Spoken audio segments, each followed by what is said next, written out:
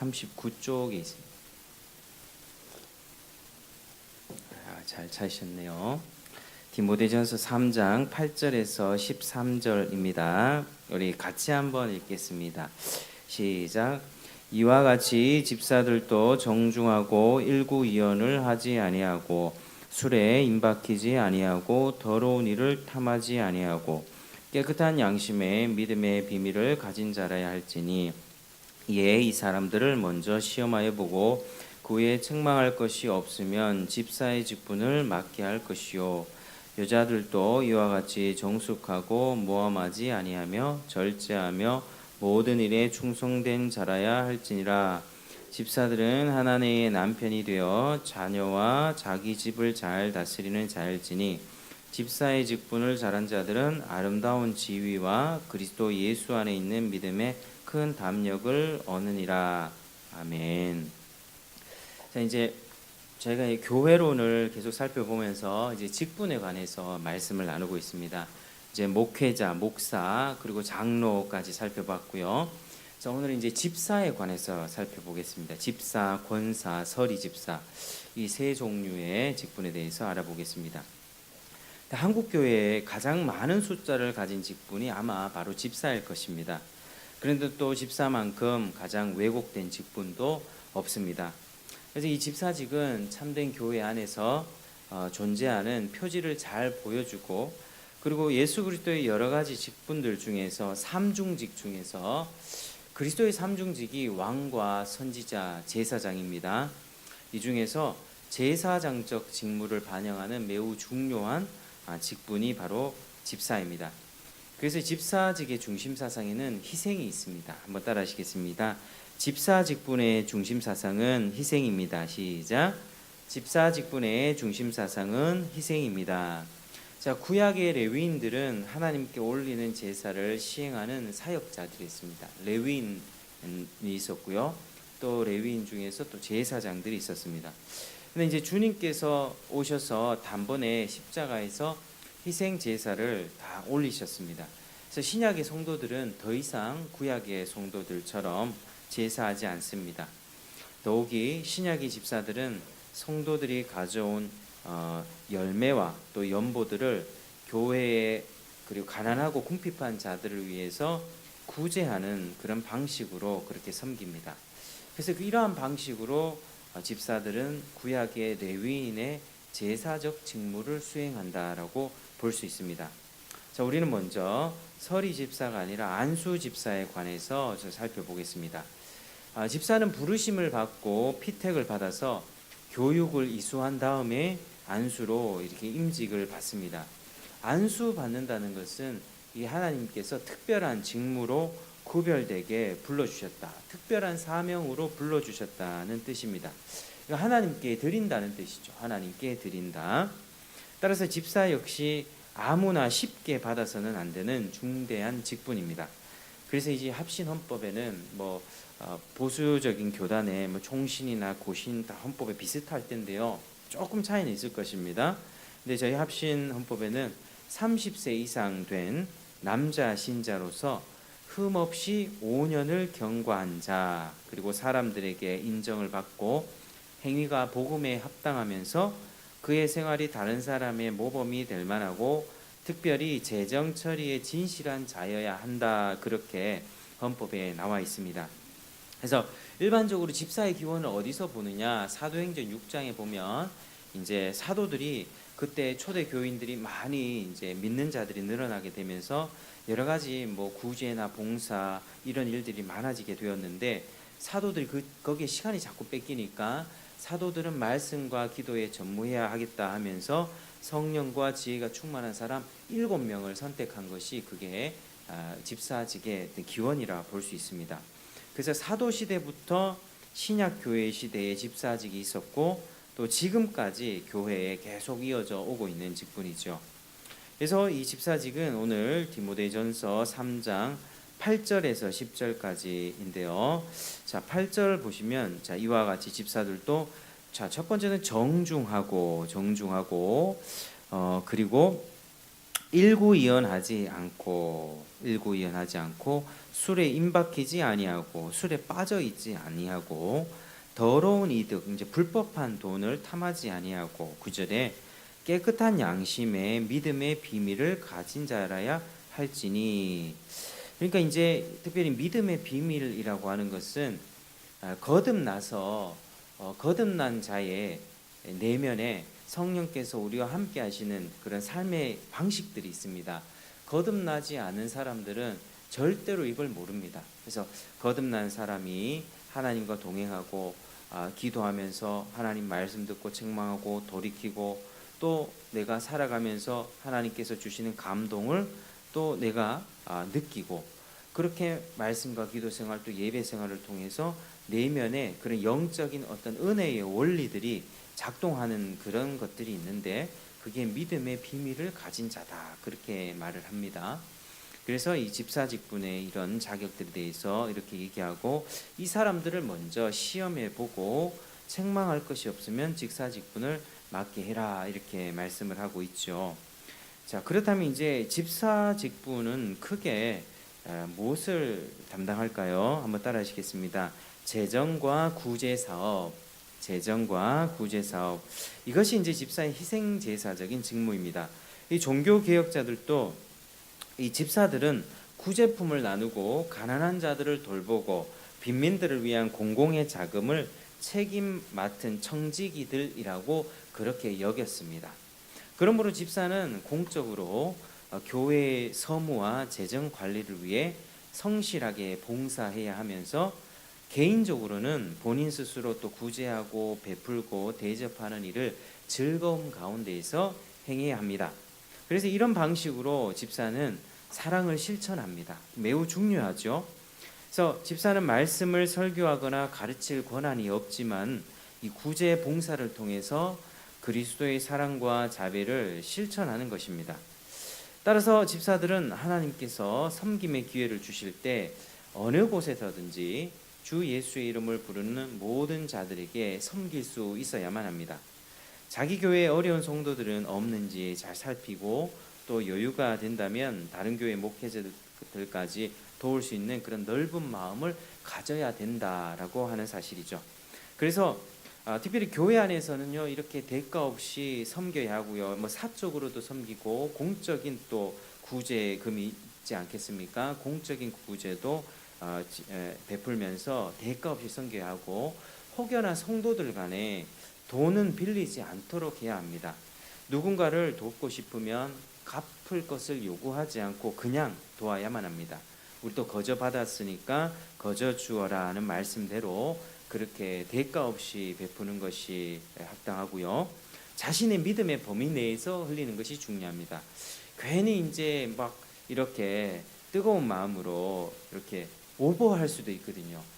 그러니까 뭐 예전에 그런 경우 많이 있었습니다. 막 하나님을 향한 뜨거운 사랑과 그리고 너무 감정적으로 이렇게 하다 보면 하나님 앞에 뭐 바쳐야 되는데 빚을 내서 바치거나 막 뭐 어디 은행 대출 받아가지고 막 바치고 이것은 사실은 올바르지가 않은 거죠.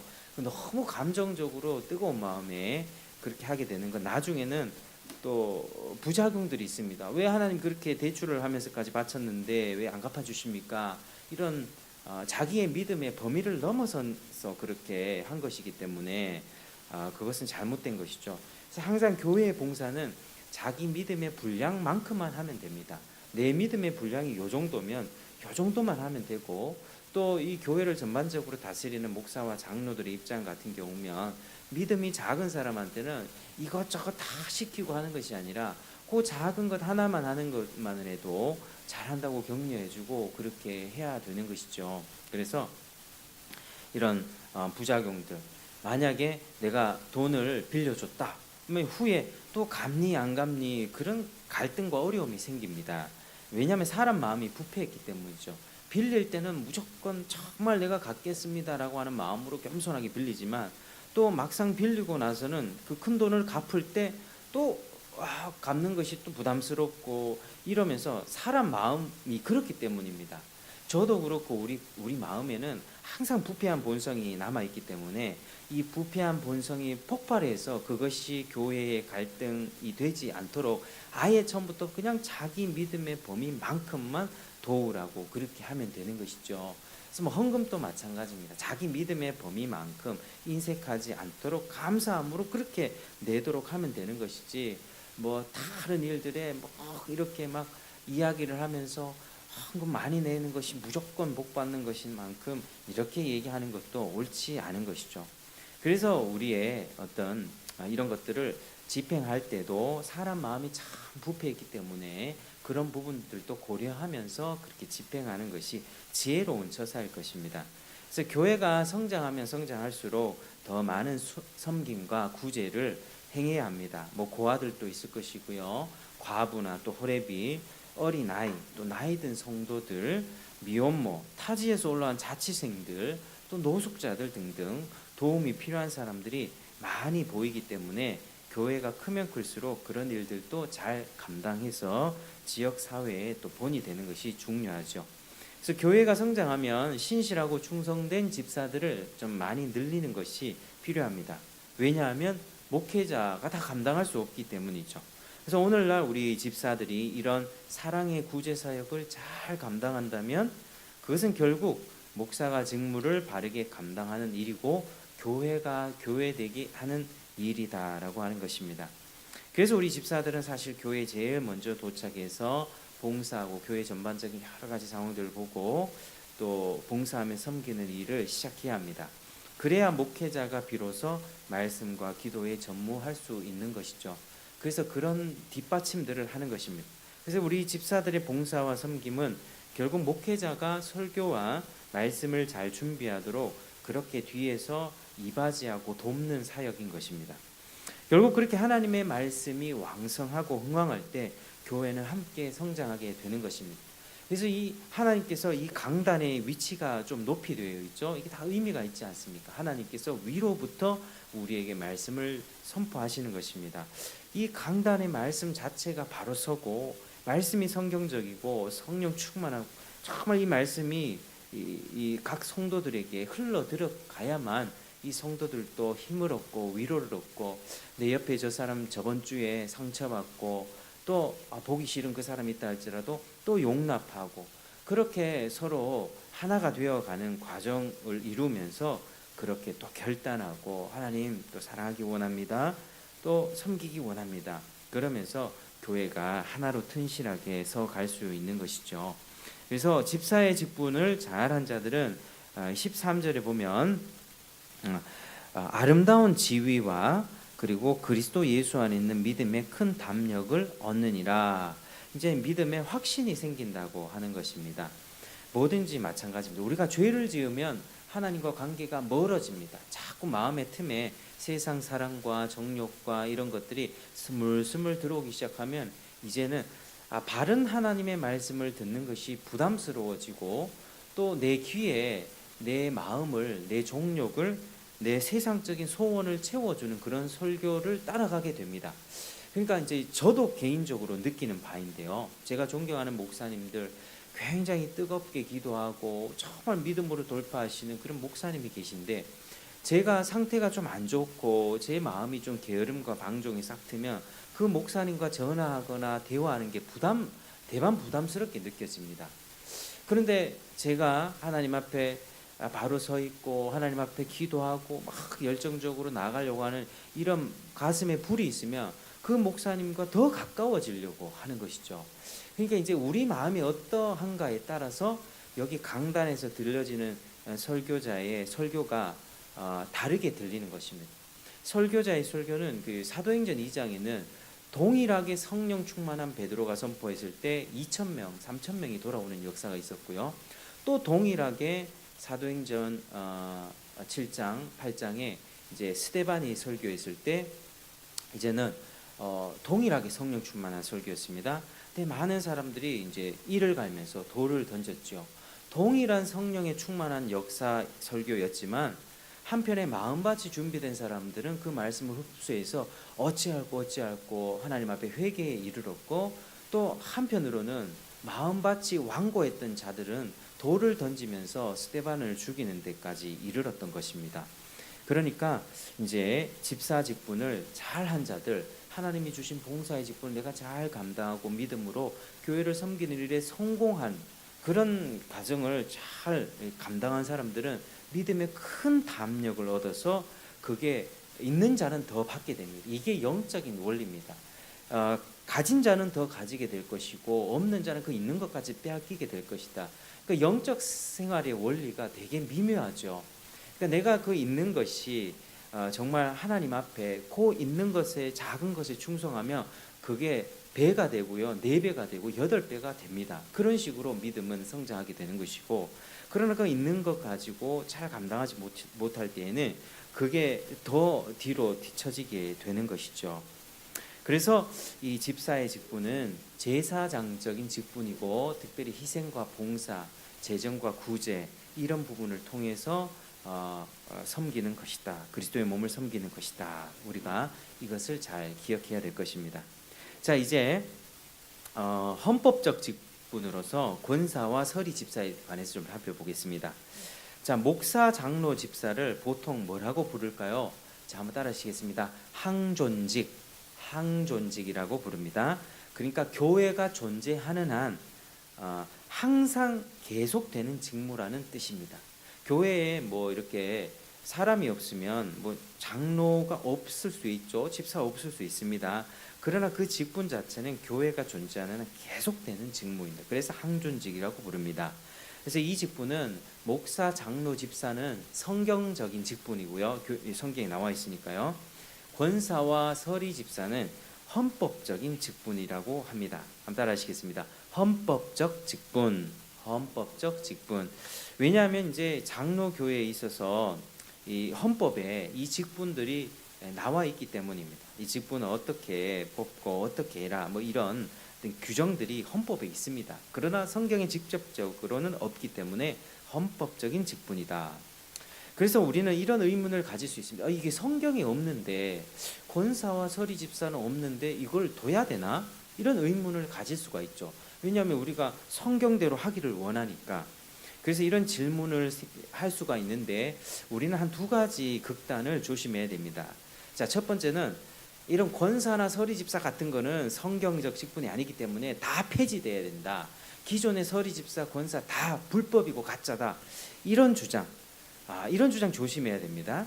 왜냐하면 기존 헌법에 분명히 나와 있기 때문에, 이 헌법을 만드신 그 분들, 신앙의 선배들이 성경적인 원리와 가치에 맞게끔 또 현 시대에 맞게끔 그렇게 이제 다 헌법을 만들었기 때문에 그걸 우리가 부정할 필요는 없습니다. 성경에 나오지 않는다고 다 틀립니까? 삼위일체 성경에 안 나오거든요. 삼위일체란 용어 이거 안 나오지만은 성경적입니다. 그러니까 이 신학이 바로 그런 것이죠. 성경적인 원리를 끄집어내서 그 맞는 용어를 만들어냈죠. 그럼 그거 성경적이다 할 수 있습니다. 이 권사와 서리 집사 제도도 우리가 그거 뭐 아니다라고 할 필요는 없습니다. 그래서 그게 너무 극으로 가면 기존 교회 다 썩었다. 기존 교회 우리는 목사, 장로, 집사만 있지 않냐. 또 이렇게 어떤 분파주의로 가게 되고 이단으로 흐르게 될 가능성이 있습니다. 요즘에 이단들이 많이 설치되는데 이단들의 특징이 그렇죠. 우리한테 와야 된다. 우리한테만 와야 된다. 우리한테 와서 우리 유월절 지켜야 된다. 안식일 지켜야 된다. 신천지 이만희 이야기 들어야 된다. 자꾸 자기만이 진리를 가지고 있다는 그런 주장들, 그게 이단들의 특징이죠. 그런 주장 조심해야 되고요. 반대로 정말 순수하게 어떤 목사님이 개척을 해서 정말 순수하게 성경적인 교회를 세워보고자 목사와 장로와 집사의 직분만을 또 세우는 그런 교회가 있을 수 있습니다. 그런데 그런 교회를 향해서 왜 권사와 서리 집사를 인정하지 않는가 또 지나치게 비난하는 일도 우리가 잘못된 것이죠. 이 주님의 몸된 교회의 갈등과 분열을 초래하는 일입니다. 그래서 우리는 참 균형이 필요합니다.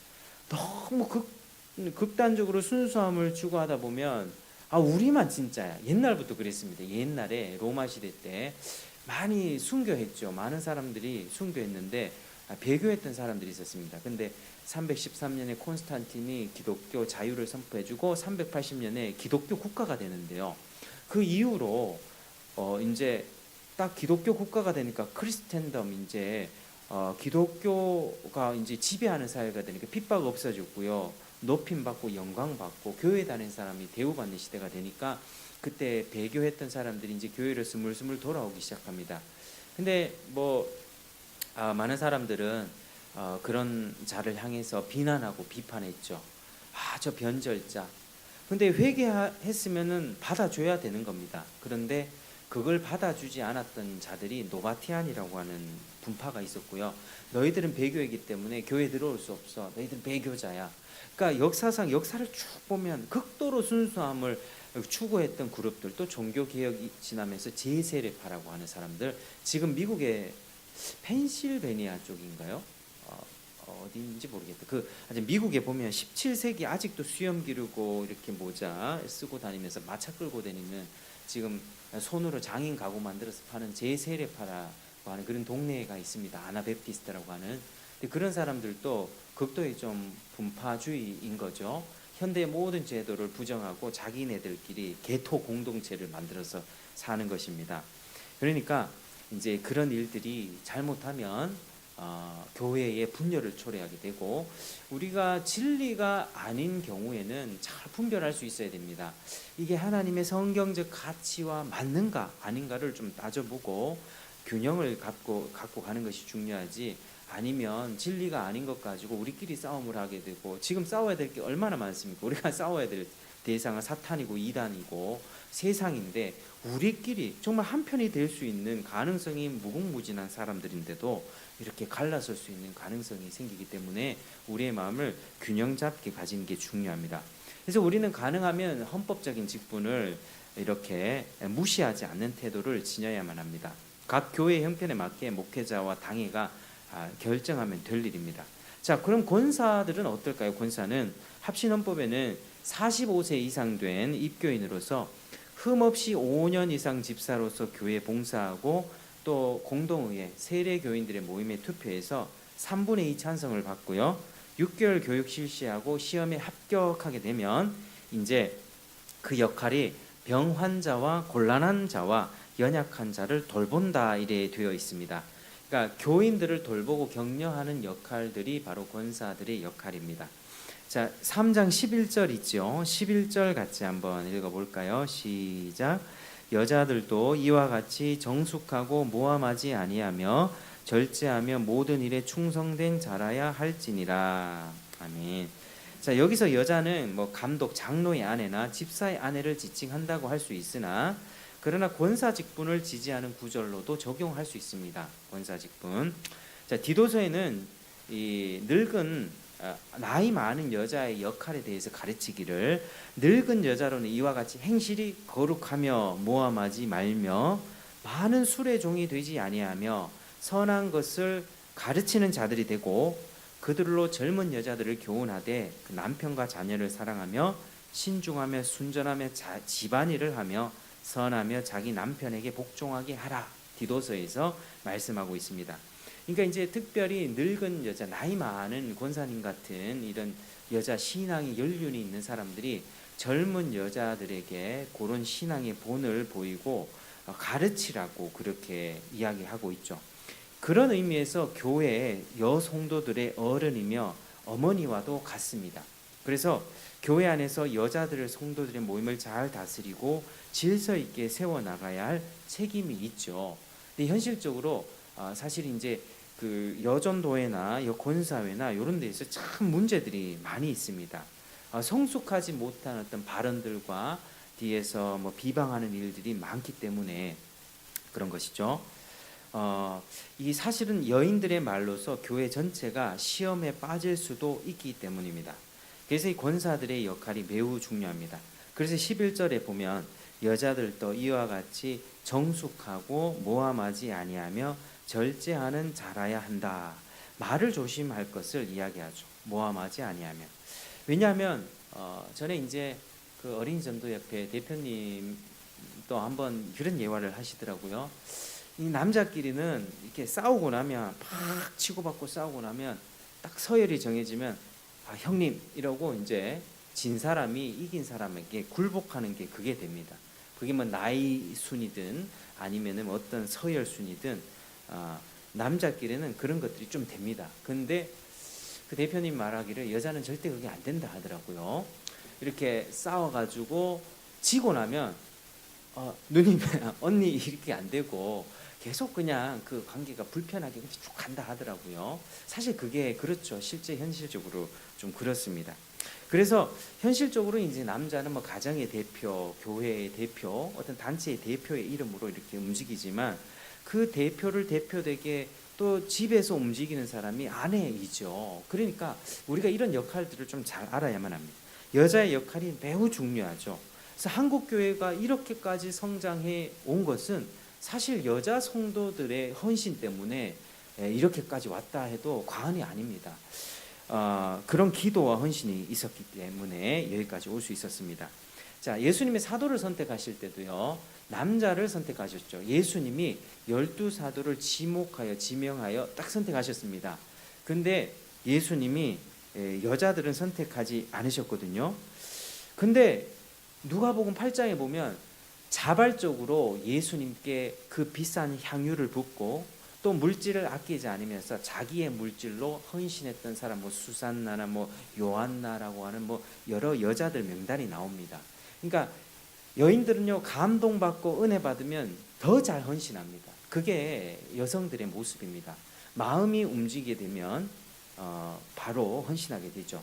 그러니까 남자들은 예수님이 12명 뽑아가지고 정말 3년 동안 데리고 다니면서 잘 못 알아듣는 거 가르치고 책망하고 꾸짖고, 그게 아니다 사람이 인자가 먼저 죽으려고 왔고 또 죽고 나서는 부활하게 된다 3번이나 가르쳤지만 잘 깨닫지 못하는 그런 사도들을 계속 가르치면서 그들은 사도로 성장했지만, 여인들은 주님이 선택하지 않았지만 주님의 말씀에 그저 은혜 받고 또 주님이 베풀어 주신 그런 치유의 기적과 사랑에 감동받으니까요, 자기가 있는 것을 다 그저 그냥 헌신해 버렸습니다. 남자들은 가슴보다 머리가 움직여야 하고요, 이 여성들은 마음이 움직이면 그렇게 된다라고 하는 사실, 이게 하나님이 우리에게 주신 또 남자와 여자의 그런 어떤 좀 구별된 성향이라고 또 생각이 됩니다. 따라서 교회의 권사 직분이 굉장히 중요하겠죠. 교회에 정숙하고 모함하지 않고 절제하고 입술을 조심하면서 특별히 남자 성도들과 교역자들을 향한 그런 긍정적인 말로서 세워주는 권사님들이 많이 있다면 그게 정말 복된 교회입니다. 권사님들의 한마디에 교회가 좌지우지됩니다. 그렇기 때문에 악한 말 하지 않고 비방하지 않고 험담하지 않고, 혹여나 젊은 여인들이 이렇게 속닥속닥거리면서 누구를 욕하고 남편 욕하고 하는 그런 부분들에 대해서 잘 권면하고 가르쳐주고 성경적으로 지도할 수 있는 그런 여자 권사님들이 있으면 그 교회만큼 또 복된 교회도 없다라고 하는 것이죠. 그래서 참 이런 교회를 우리가 지향해야 될 것이고, 또 이런 권사님들이 많이 또 나왔으면 좋겠습니다. 자, 서리 집사에 관해서도 살펴보겠습니다. 서리 집사는 하나의 헌법적인 직분이죠. 이 서리 집사는 매년 이제 당회가 세례 받은 후에 2년 이상 된 신실한 남녀를 선정해서 집사로 임명한 자이고 1년 임기입니다. 그러니까 1년마다 이 교회 주보나 이런데 발표되죠. 바뀔 수도 있고요. 설이라는 말은 직무를 대리한다, 대행한다는 뜻입니다. 따라서 안수 집사는 아니지만 신실한 성도 가운데 집사 업무를 대리하게 하는 직분입니다. 그래서 서리 집사는 신앙과 덕행의 본이 되는 진실한 신자여야 하는 것이죠. 교회는 이런 진실한 신자들로 교회를 섬기게 만들고, 또 신자들 가운데에서 장로와 집사로 특별히 또 하나님의 부르심을 받은 자들을 피택합니다. 물론 서리 집사를 거치지 않고 안수 집사 장로가 될 수 있지만, 그럼에도 불구하고 이런 서리 집사들이 많이 있으면, 봉사자들이 많이 있으면 그 중에서 안수 집사도 뽑고 또 장로를 뽑을 수가 있습니다. 따라서 서리 집사는 교회 직분의 못자리판이다라고 할 수 있습니다. 그래서 교회 직분은 하나님이 주신 질서이며 교회를 건강하게 세워가는 토대입니다. 그래서 목사 한 사람 뛰어나다거나 장로 집사 몇 사람이 탁월하다고 교회가 건강해지는 것이 아니고요, 각자 자기 역할을 해야 되는 것입니다.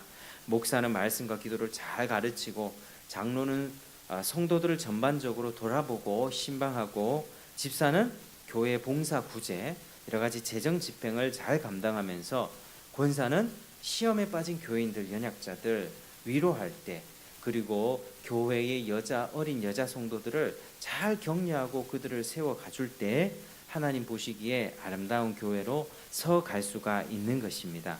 그래서 우리 모두가 하나님이 세운 이 질서와 직분을 존중하면서 그리스도 안에서 함께 성장하고 자라갈 때 교회가 건강해진다라고 하는 것이죠.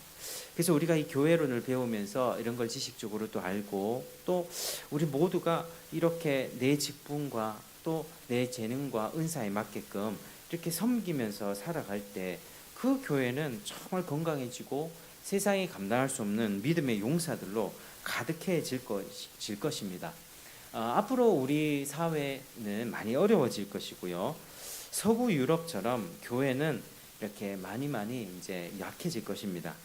교회도 해체가 되는 시대가 올 것인데 이제 정말 터가 무너지는 그런 때를 우리가 살고 있습니다, 사실은. 그래서 저도 여러 가지를 생각하고 있고, 그러나 아직 우리가 기회가 있을 때 얼마만큼의 시간들이 더 주어질까, 골든 타임을 넘어서는 것 같기도 하고요.